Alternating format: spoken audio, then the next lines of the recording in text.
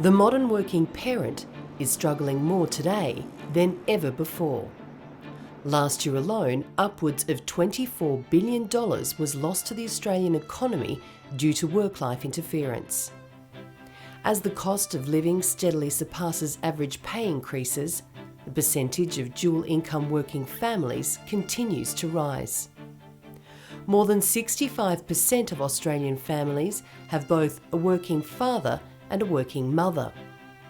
But where does that leave our children? Who is the primary carer when both parents are at work?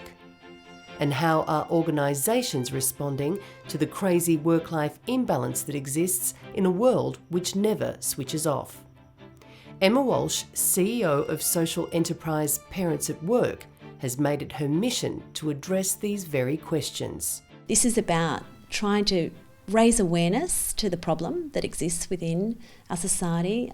It's a community problem, it's a family problem, but it's also an economic problem, and I just don't think that story's been told enough. According to the latest OECD findings, Australian parents rate among the lowest in the developed world when it comes to work-life balance, ranking 29th out of 37 nations. Childcare costs continue to rise. It's doubled in the last 10 years for many households. While our paid parental leave is the second lowest in the developed world. I think that we have got a discriminatory parental leave system in this country. You know, the reality is that, half the population just don't get any kind of generous paid parental leave scheme work for them. And I know Andrew said we're not the worst. And we can, Well, US has set a pretty low bar. US has set a low bar. But if we just put the US aside for a minute, we are. And we need to ask ourselves as a society and as a workplace, are we okay with that? Is that something that we're prepared to accept? That financial cost and that cost to our families, that this work-life balance and the way we're doing it just doesn't work. I was in that run-up to partner, that classic sort of zone that you're in, and I was away a lot, and I was sort of quite absent, I think, and the parenting was done very much by my wife, and she did most of it. I did the secondary thing. I probably, picked up a couple of medals for a Sunday morning, or getting back on Friday at 6, not 8. That, of course, ended in divorce, so it wasn't really well. And I put that lifestyle and work combination as a big cause of it. According to OECD findings, only 2% of men in Australia take parental leave, with the majority taking no more than 10 to 14 days. Of the men who are able to access parental leave, only 1 in 50 choose to do so. If we're really about building an equal society, equal workplaces, then we really need to be asking, well, how are men involved more in that? I think we've only asked, the majority of things that we focus on are all about women. How can we make more equitable outcomes for women? But there's not been a conversation, as much as there should have been, around how do we need to make it more equitable for men? If we've got shared working models, we've got to have shared parenting models as well. And that's fundamentally important in order to be able to provide a society where both parents can contribute in the workforce and both parents can also carry their load at home. We knew there was a disconnect. We don't have as many men taking leave as women. So we wanted to really think about what could we do to inspire change? How could we get men more actively involved in sharing the caring load? And we wanted to do it in a way that started a conversation. So we decided to approach Johan Bavman. It's an incredible exhibition. Needless to say, we've not seen something like this in Australia. So I really do think it's helping shape the conversation about men taking parental leave and what that means, and really challenging some of that taboo that unfortunately does exist in Australia. We need to change the culture in Australia to say women aren't naturally better parents than men. Fathers are a fantastic asset to a family and we should value them as such. And what this exhibition shows is one part of promoting gender equality, and that is having parental leave and having fathers stay at home taking care of their kids. Because that has shown that it is a very important tool to create a more gender equal workplace. The project started when I was home with my son Vigo. I realized that I couldn't find much information or inspiration for me as a father. I heard about this study. They were asking children who they were going to if they were seeking comfort. The first choice was the mother. Not until the 5th place came the father. That was actually after the alternative of not going to anyone at all. In Sweden, families has 480 days in total of parental leave. I was shocked because when I saw to the numbers, there were only 14% that actually shared the days equally. So I started this project to explain the benefits of being home and taking full responsibility of the household. And also be a part of your children's emotional space. This is something that women has done without any recognition. I want you to plant a seed to dads around the world. What impact it would mean for yourself and for your child, and actually for your relationship, if you would stay at home with your children for a long period of time. It is not about creating superheroes. It is about creating role models that we all can actually relate to. Expectation is that, of course, women take leave to have a child, but as for men taking leave to be the primary caregiver, there is this sort of stigma around, well, why would you do that? And isn't, your partner taking leave, or how is that going to be impacting your career? And perhaps, there is that, maybe you don't take your job seriously enough issue that men might face. And we need to have that conversation at a national level to really challenge that. By looking at organisations, examining countries that do it well is one way we thought we might do that. So we're going to Sweden, we're going to look at, as an example, one of the best countries in the world that's the most generous and progressive with their parental leave system, and see how in practice organisations make that work. What's the reality for their people? How do these generous paid parental leave schemes and family-friendly policies, how do they benefit the organisation, and how do they benefit the employee? Leif Holmberg heads up the air quality unit at Sweden's highly reputable environmental protection agency in Stockholm.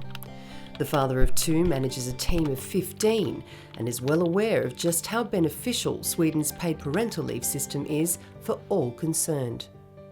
I took parental leave about half a year with both girls. So my wife were home maybe something like 8 months first, and then I took over. Hur är det med dig? Har du haft en bra dag? I would say that in my generation here in my workplace, there is quite uncommon that anyone would not take out parental leave among the fathers. Ska vi ta med oss vagnen hem nu?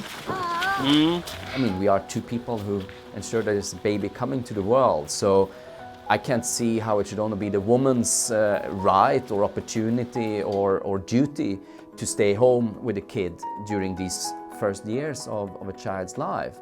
It is much my right and possibility and duty to do so. And we think it's natural to also share that, and that is something that we have back when the kid's growing up, that we have established this good relationship already from the start of life.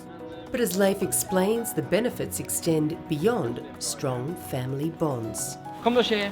The point I would make now is that when you have somebody who is a father for the first time, what they do when they are home is that they are juggling very many issues. You're cooking, you're changing diapers, and you're feeding, and you're checking that the child is climbing up on the sofa and diving head first. You're doing that at the same time. What skills do we want our employees to have? We want them to be flexible. We want them to be able to manage issues. To be home on parental leave, you could say it's a management training for people. So I find also as a manager that people who are coming back from parental leave have developed during that time. They grow in many ways. So yes, you're not career developing in your expertise at work, but you are career developing as an individual. Not to mention the benefits for women, the organisation and the economy. When we look at my mother's generation, they were maybe more common to work part-time and stay home longer with the kids and so on. What has happened then during the 80s, 90s and the beginning of the 20th century is of course that we have had more and more women moving into the workforce. And that, of course, means that Sweden also had a very good economic development, because instead of just using half of our population, we are using the whole population in terms of developing our business sector, our export industry, and all of that. So, I mean, Sweden is prosperous because that we have gender equality. It's good for the individual and the organization that people take parental leave, especially the men, because that drives equality. And equality benefits the organization and the employer in that perspective, that you have the ability to recruit both men and women, because you don't sort out women due to their parental leave. Because the man can also take parental leave. So you don't discriminate, and that's a very important factor for the Swedish agencies, that you always recruit the best competence.